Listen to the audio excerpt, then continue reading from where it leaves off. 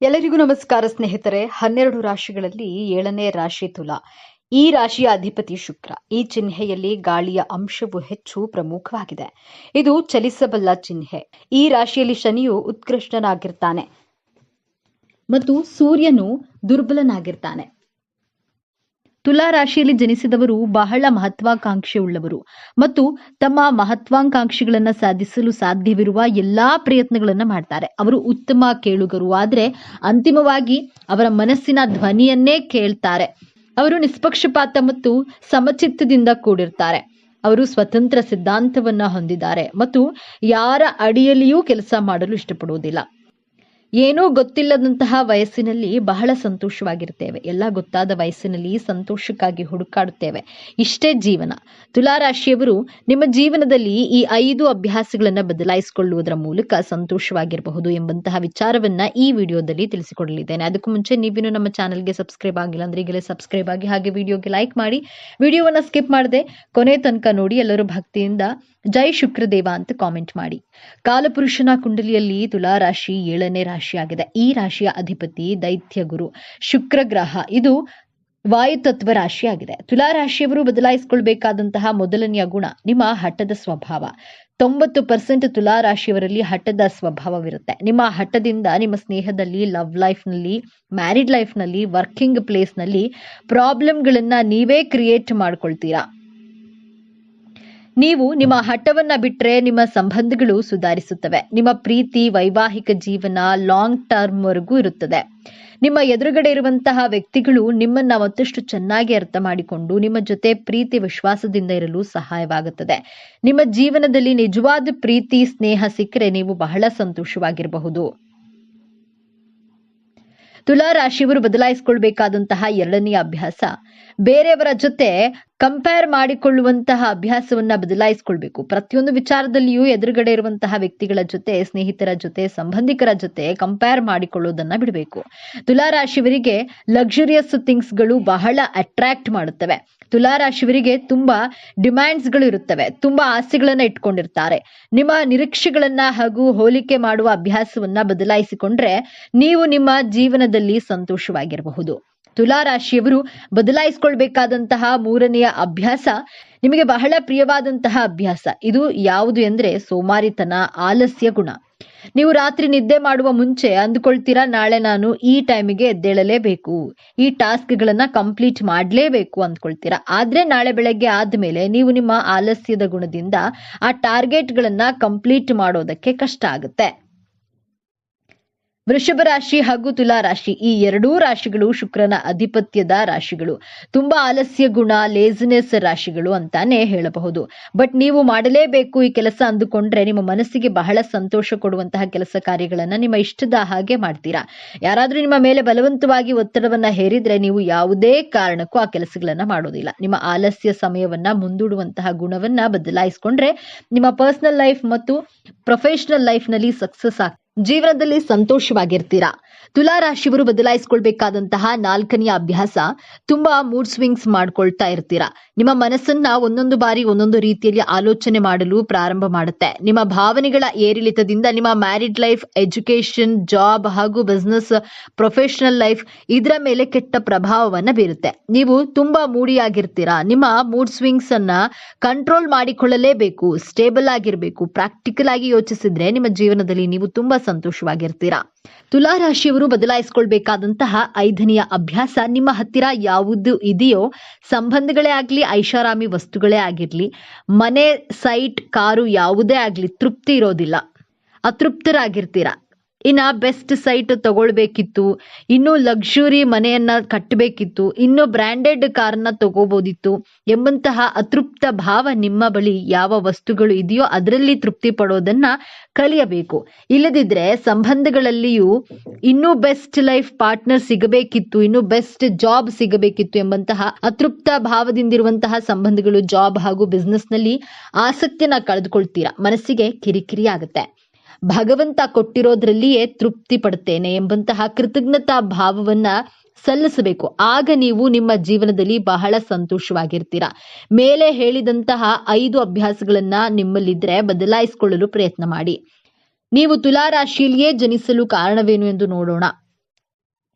ನಮ್ಮ ಪೂರ್ವ ಜನ್ಮವನ್ನ ವಿಮರ್ಶಿಸಲು ನಮ್ಮ ಕುಂಡಲಿಯು ಪಂಚಮ ಸ್ಥಾನವನ್ನ ವಿಮರ್ಶೆ ಮಾಡಬೇಕು. ನಿಮ್ಮ ಪಂಚಮ ಸ್ಥಾನದಲ್ಲಿ ಕುಂಭರಾಶಿ ಬರುತ್ತೆ. ಕುಂಭರಾಶಿ ವಾಯುತತ್ವ ರಾಶಿಯಾಗಿ ಹಿಂದಿನ ಜನ್ಮದಲ್ಲಿ ಜ್ಞಾನವಂತರಾಗಿದ್ದು ನೀವು ಯಾತ್ರೆಯನ್ನ ಮಾಡಿರೋದಿಲ್ಲ. ಆದ್ದರಿಂದ ಈ ಜನ್ಮದಲ್ಲಿ ತುಲಾ ರಾಶಿಯಲ್ಲಿ ಜನಿಸಿರ್ತೀರಾ. ತುಲಾ ರಾಶಿಯವರಿಗೆ ಟ್ರಾವೆಲಿಂಗ್ ಮಾಡೋದು ಅಂದ್ರೆ ಪಂಚಪ್ರಾಣ. ಧಾರ್ಮಿಕ ಯಾತ್ರೆಗಳನ್ನ ಮಾಡಿರ್ತೀರಾ. ಶುಕ್ರ ನಿಮ್ಮ ರಾಶಿಯ ಅಧಿಪತಿಯಾಗಿರೋದ್ರಿಂದ ಮೋಜು ಮಸ್ತಿ ಟ್ರಾವೆಲಿಂಗ್ ಎಲ್ಲವನ್ನ ಮಾಡ್ತೀರಾ. ಎಲ್ಲರ ಜೊತೆ ಬೆರೆತು ಬಾಳ್ತೀರಾ. ನೀವು ನಿಮ್ಮ ಜೀವನವನ್ನ ಬಹಳ ಆನಂದಮಯವಾಗಿ ಕಳೆಯುತ್ತೀರಾ. ಜೀವನದಲ್ಲಿ ಹಣದಿಂದ ಏನನ್ನಾದ್ರೂ ಖರೀದಿ ಮಾಡಬಹುದು, ಆದ್ರೆ ಮನಸ್ಸು ಹಾಗೂ ಭಾವನೆ ಪ್ರೀತಿಯನ್ನ ಖರೀದಿ ಮಾಡಲು ಸಾಧ್ಯವಿಲ್ಲ. ಈ ಸತ್ಯ ನಿಮಗೆ ತಿಳಿದಿದೆ.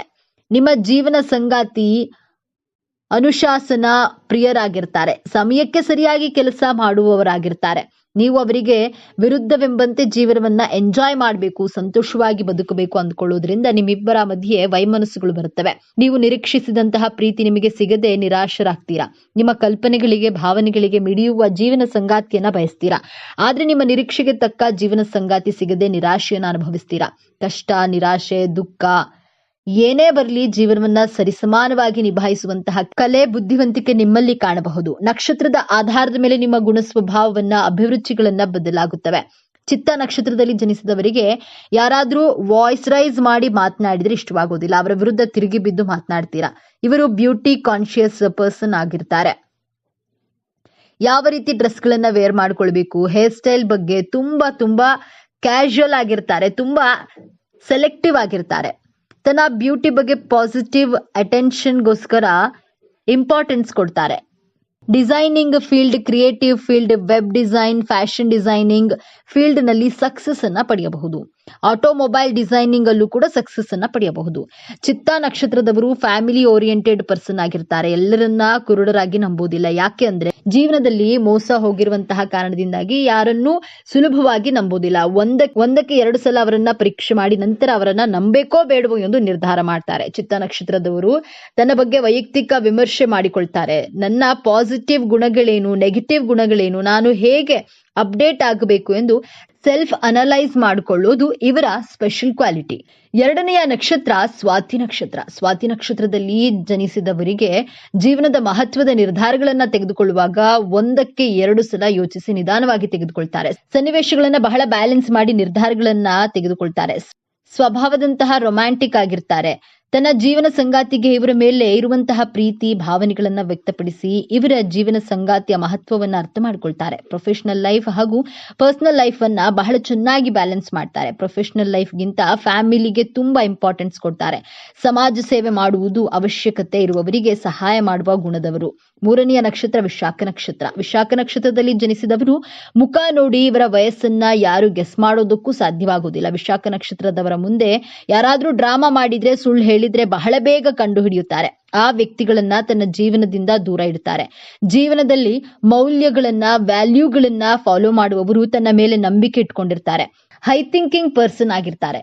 ಇವರು ತನ್ನ ಕಲ್ಚರ್ ಅನ್ನ, ಆಚಾರ ವಿಚಾರಗಳನ್ನ ಅನುಸರಿಸ್ತಾರೆ. ಯಾವುದೇ ಸುಂದರವಾದ ಹೂವನ್ನ ನೋಡಿದ್ರು, ಪೇಂಟಿಂಗ್ ಅನ್ನ ನೋಡಿದ್ರು ಅದರ ಫೋಟೋಸ್ ಅನ್ನ ತೆಗೆದೇ ಇರೋಕ್ಕಾಗೋದಿಲ್ಲ. ಸೌಂದರ್ಯವನ್ನ ಆರಾಧಿಸ್ತಾರೆ, ಪ್ರಶಂಸೆ ಮಾಡ್ತಾರೆ.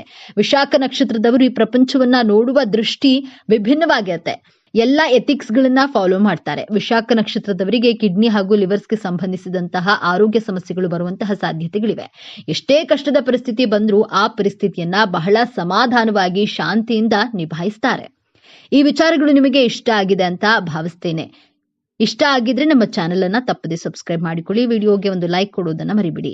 ಈ ವಿಡಿಯೋವನ್ನ ನಿಮ್ಮ ಫ್ಯಾಮಿಲಿ, ಫ್ರೆಂಡ್ಸ್ ಗ್ರೂಪ್ ನಲ್ಲಿ ಹೆಚ್ಚು ಶೇರ್ ಮಾಡಿ. ನಿಮ್ಮ ಅಭಿಪ್ರಾಯಗಳನ್ನ ತಪ್ಪದೆ ಕಾಮೆಂಟ್ ಮಾಡಿ. ಎಲ್ಲರೂ ಭಕ್ತಿಯಿಂದ ಓಂ ಶ್ರೀ ಮಹಾಲಕ್ಷ್ಮಿ ನಮಃ ಅಂತ ಕಾಮೆಂಟ್ ಮಾಡಿ. 12 ರಾಶಿಗಳಲ್ಲಿ 7ನೇ ರಾಶಿ ತುಲಾ. ಈ ರಾಶಿಯ ಅಧಿಪತಿ ಶುಕ್ರ. ಈ ಚಿಹ್ನೆಯಲ್ಲಿ ಗಾಳಿಯ ಅಂಶವು ಹೆಚ್ಚು ಪ್ರಮುಖವಾಗಿದೆ. ಇದು ಚಲಿಸಬಲ್ಲ ಚಿಹ್ನೆ. ಈ ರಾಶಿಯಲ್ಲಿ ಶನಿಯು ಉತ್ಕೃಷ್ಟನಾಗಿರ್ತಾನೆ ಮತ್ತು ಸೂರ್ಯನು ದುರ್ಬಲನಾಗಿರ್ತಾನೆ. ತುಲಾರಾಶಿಯಲ್ಲಿ ಜನಿಸಿದವರು ಬಹಳ ಮಹತ್ವಾಕಾಂಕ್ಷೆಯುಳ್ಳವರು ಮತ್ತು ತಮ್ಮ ಮಹತ್ವಾಕಾಂಕ್ಷೆಗಳನ್ನು ಸಾಧಿಸಲು ಸಾಧ್ಯವಿರುವ ಎಲ್ಲಾ ಪ್ರಯತ್ನಗಳನ್ನು ಮಾಡ್ತಾರೆ. ಅವರು ಉತ್ತಮ ಕೇಳುಗರು, ಆದರೆ ಅಂತಿಮವಾಗಿ ಅವರ ಮನಸ್ಸಿನ ಧ್ವನಿಯನ್ನೇ ಕೇಳ್ತಾರೆ. ಅವರು ನಿಷ್ಪಕ್ಷಪಾತ ಮತ್ತು ಸಮಚಿತ್ತದಿಂದ ಕೂಡಿರ್ತಾರೆ. ಅವರು ಸ್ವತಂತ್ರ ಸಿದ್ಧಾಂತವನ್ನ ಹೊಂದಿರ್ತಾರೆ ಮತ್ತು ಯಾರ ಅಡಿಯಲ್ಲಿಯೂ ಕೆಲಸ ಮಾಡಲು ಇಷ್ಟಪಡುವುದಿಲ್ಲ. ಪ್ರೀತಿಗಿಂತ ಜೊತೆಗಿರುವಂತಹ ಸ್ನೇಹ ಚಂದ, ಕಾಣುವ ಕನಸಿಗಿಂತ ಕಾಣದಿರುವ ಕಲ್ಪನೆ ಚಂದ, ಬರೆಯುವ ಬರಹಕ್ಕಿಂತ ಅಳಿಸಲಾಗದ ನೆನಪು ಚಂದ. ಇಷ್ಟು ಸಮಯದಿಂದ ಪರಿಚಯವಿದ್ದೀರಿ ಎನ್ನುವುದು ಗೆಳೆತನವಲ್ಲ, ಎಷ್ಟು ಚೆನ್ನಾಗಿ ಅರ್ಥ ಮಾಡ್ಕೊಂಡಿದ್ದೀರಿ ಅನ್ನೋದು ನಿಜವಾದ ಸ್ನೇಹ. ತುಲಾರಾಶಿಯ ಬಂಧುಗಳೇ, ಈ ವಿಡಿಯೋವನ್ನ ನೀವು ಈಗ ನೋಡ್ತಿದ್ರೆ ಇದು ಆಕಸ್ಮಿಕವಾಗಿ ನಿಮ್ಮ ಮುಂದೆ ಬಂದಿಲ್ಲ. ಇದು ನಿಮ್ಮ ಇಷ್ಟ ದೈವವು ನಿಮಗೆ ಕಳುಹಿಸುತ್ತಿರುವಂತಹ ದಿವ್ಯ ಸಂದೇಶ. ನಿಮ್ಮ ಜೀವನದಲ್ಲಿ ಒಂದು ದೊಡ್ಡ ಕಾಂತಿ ನಡೆಯಲಿದೆ. ಇಷ್ಟು ದಿನ ಒಂಟಿಯಾಗಿ ಕುಳಿತು ಕಣ್ಣೀರು ಹಾಕಿದ್ದೀರಿ, ಅವಮಾನಗಳನ್ನ ಸಹಿಸಿದ್ದೀರಿ, ಪ್ರತಿ ರೂಪಾಯಿಗೂ ಲೆಕ್ಕ ಹಾಕುವಂತಹ ಆರ್ಥಿಕ ಸಂಕಷ್ಟವನ್ನು ಅನುಭವಿಸಿದ್ದೀರಿ ಅಲ್ವೇ? ಈ ಎಲ್ಲಾ ಕಷ್ಟಗಳಿಗೆ, ನೋವುಗಳಿಗೆ, ಅನುಮಾನಗಳಿಗೆ ಈಗ ಪ್ರತಿಫಲ ಸಿಗುವ ಸಮಯ ಬಂದಿದೆ. ನಿಮ್ಮ ಜೀವನದ ದಿಕ್ಕು ಯಶಸ್ಸಿನ ಉತ್ತುಂಗಕ್ಕೇರಲಿದೆ ಅಥವಾ ಮತ್ತೆ ಪಾತಾಳಕ್ಕೆ ಬೀಳಲಿದೆಯೇ ಅಂತ ತಿಳಿಯೋಣ. ಇದರ ಜೊತೆಗೆ ಒಂದು ಕಠಿಣ ಸವಾಲು ನಿಮ್ಮ ಮುಂದೆ ಬರಲಿದೆ. ಅದರಿಂದ ಪಾರಾಗೋದು ಹೇಗೆ ತಿಳಿಯಲು ಈ ವಿಡಿಯೋವನ್ನ ಕೊನೆಯವರೆಗೂ ನೋಡಿ. ಇದರ ಜೊತೆ ಒಂದು ಕಠಿಣ ಸವಾಲು ನಿಮ್ಮ ಮುಂದೆ ಬರಲಿದೆ, ಅದರಿಂದ ಪಾರಾಗೋದು ಹೇಗೆ ತಿಳಿಯಲು ಈ ವಿಡಿಯೋನ ಕೊನೆವರೆಗೂ ನೋಡಿ. ಮತ್ತು ನಿಮ್ಮ ಜೀವನ ಬದಲಾಗಲಿ ಎಂದು ಸಂಕಲ್ಪ ಮಾಡುತ್ತಾ ತಪ್ಪದೆ ಶ್ರೀ ಮಂಜುನಾಥ ಸ್ವಾಮಿ ಎಂದು ಕಾಮೆಂಟ್ ಮಾಡಿ, ಹಾಗೆ ವಿಡಿಯೋ ಲೈಕ್ ಮಾಡಿ. ತುಲಾರಾಶಿಯ ಚಿಹ್ನೆ ತಕ್ಕಡಿ. ಇದು ಕೇವಲ ಒಂದು ಚಿಹ್ನೆಯಲ್ಲ, ಇದು ತುಲಾರಾಶಿಯವರ ಸಂಪೂರ್ಣ ಜೀವನದ ಸಾರ ತಕ್ಕಡಿಯಂತೆ. ಜೀವನದಲ್ಲಿ ಪ್ರತಿಯೊಂದು ಅಂಶದಲ್ಲೂ ಸಮತೋಲನವನ್ನ ಹುಡುಕ್ತಾರೆ. ಪ್ರೀತಿ, ದ್ವೇಷ, ಸರಿ ತಪ್ಪು, ಭಾವನೆ, ಬುದ್ಧಿ ಎಲ್ಲವನ್ನ ಅಳೆದು ತೂಗಿಯೇ ನಿರ್ಧಾರ ತೆಗೆದುಕೊಳ್ತಾರೆ. ಇದೇ ಗುಣ ಇವರನ್ನ ನ್ಯಾಯವಂತ ಮತ್ತು ನಿಷ್ಪಕ್ಷಪಾತ ವ್ಯಕ್ತಿಯನ್ನಾಗಿ ಮಾಡುತ್ತೆ. ಆದ್ರೆ ಇದೇ ಗುಣವೇ ಅವರ ದೊಡ್ಡ ದೌರ್ಬಲ್ಯವೂ ಹೌದು. ಅದರ ಬಗ್ಗೆ ಮುಂದೆ ನೋಡೋಣ. ಈ ರಾಶಿ ಅಧಿಪತಿ ಶುಕ್ರದೇವ. ಶುಕ್ರನನ್ನ ಪ್ರೀತಿ, ಸೌಂದರ್ಯ, ಕಲೆ, ಐಷಾರಾಮಿ ಜೀವನ ಮತ್ತು ಸಂಬಂಧಗಳ ಕಾರಕ ಎಂದು ಕರೆಯಲಾಗುತ್ತೆ. ಹಾಗಾಗಿಯೇ ತುಲಾರಾಶಿಯವರಿಗೆ ಹುಟ್ಟಿನಿಂದಲೇ ಒಂದು ಆಕರ್ಷಕ ವ್ಯಕ್ತಿತ್ವ, ಕಲಾತ್ಮಕ ಹೃದಯ ಮತ್ತು ಎಲ್ಲರನ್ನ ಪ್ರೀತಿಸುವ ಗುಣ ರಕ್ತದಲ್ಲಿಯೇ ಬಂದಿರುತ್ತೆ. ಜಗಳ, ವಾದ, ಸಂಘರ್ಷವನ್ನ ಇವರು ದೂರದಿಂದಲೇ ದ್ವೇಷಿಸ್ತಾರೆ. ಶಾಂತಿ ಮತ್ತು ಸೌಹಾರ್ದತೆ ಇವರ ಜೀವನದ ಮೂಲ ಮಂತ್ರ. ಮೇಲ್ನೋಟಕ್ಕೆ ಇವರು ಸದಾ ಸಂತೋಷವಾಗಿ ಎಲ್ಲರೊಂದಿಗೆ ಬೆರೆಯುತ್ತಾ ಯಾವುದೇ ಚಿಂತೆ ಇಲ್ಲದೆ ಇರುವಂತೆ ಕಾಣ್ತಾರೆ.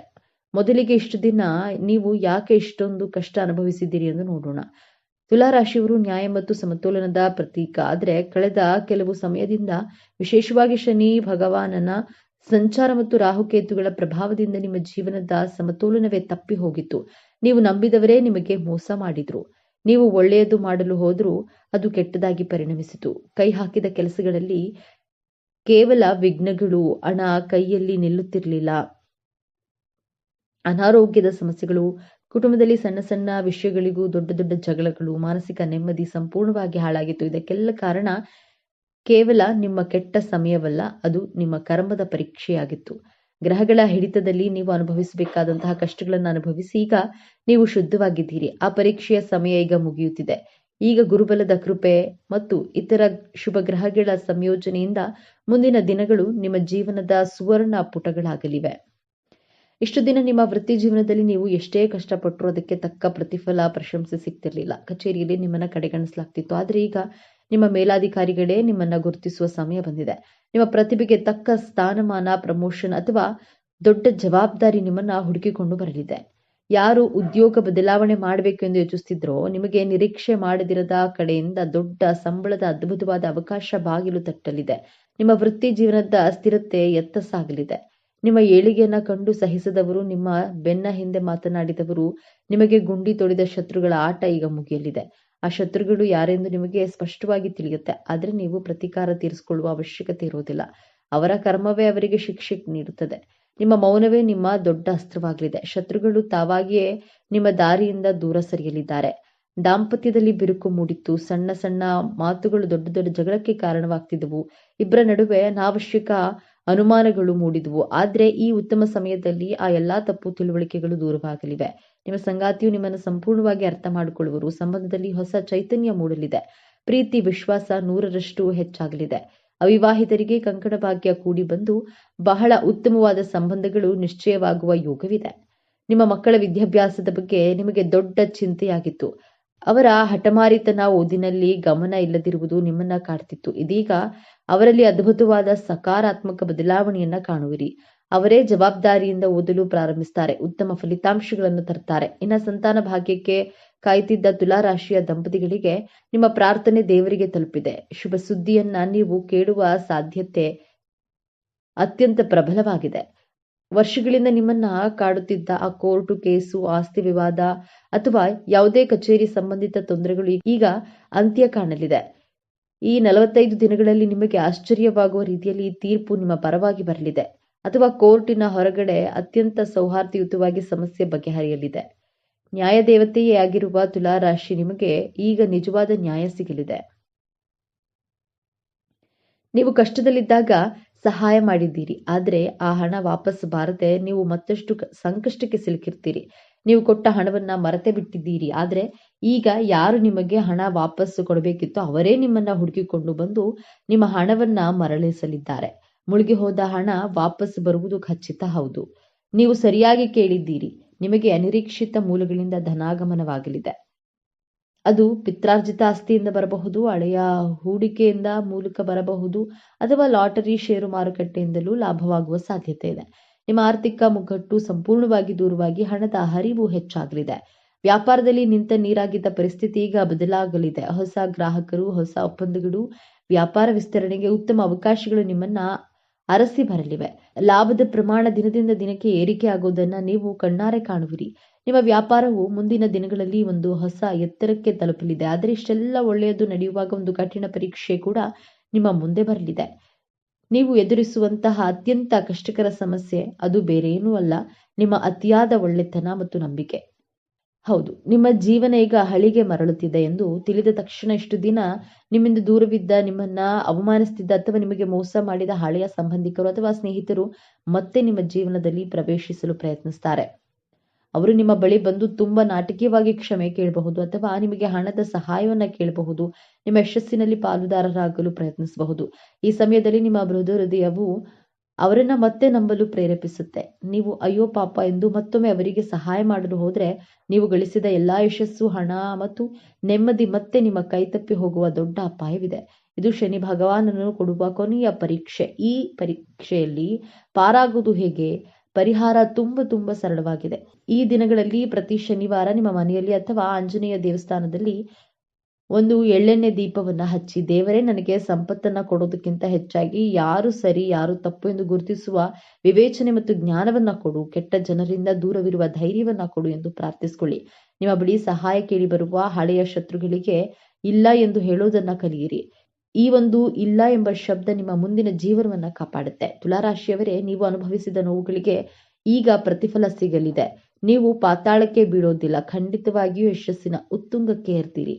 ಈ ವಿಡಿಯೋ ನಿಮಗೆ ತಲುಪಿದೆ ಅಂದ್ರೆ ಅದು ನಿಮ್ಮ ಇಷ್ಟ ದೈವದ ಸಂಕೇತ. ನಿಮ್ಮ ಒಳ್ಳೆಯ ದಿನಗಳು ಪ್ರಾರಂಭವಾಗಲಿವೆ. ಈ ದೈವಿಕ ಸಂದೇಶವನ್ನ ಸ್ವೀಕರಿಸಿ ನಿಮ್ಮ ಎಲ್ಲಾ ಕಷ್ಟಗಳು ಕರಗಿ ಹೋಗಲಿ ಎಂದು ಹಾರೈಸುತ್ತಾ, ಮರೆಯದೆ ನಿಮ್ಮ ಇಷ್ಟ ದೇವರ ಅಥವಾ ಕುಲದೇವರ ಹೆಸರನ್ನ ಕಾಮೆಂಟ್ ಮಾಡಿ. ಸರ್ವೇ ಜನೋ ಸುಖಿನೋ ಭವಂತು. ಇದೇ ತರಹದ ಜ್ಯೋತಿಷ್ಯಕ್ಕೆ ಸಂಬಂಧಪಟ್ಟಂತಹ ವಿಡಿಯೋ ನೋಡಲು ನಮ್ಮ ಚಾನೆಲ್ಗೆ ಸಬ್ಸ್ಕ್ರೈಬ್ ಆಗಿ, ಈ ವಿಡಿಯೋಗೆ ಲೈಕ್ ಮಾಡಿ, ಶೇರ್ ಮಾಡಿ.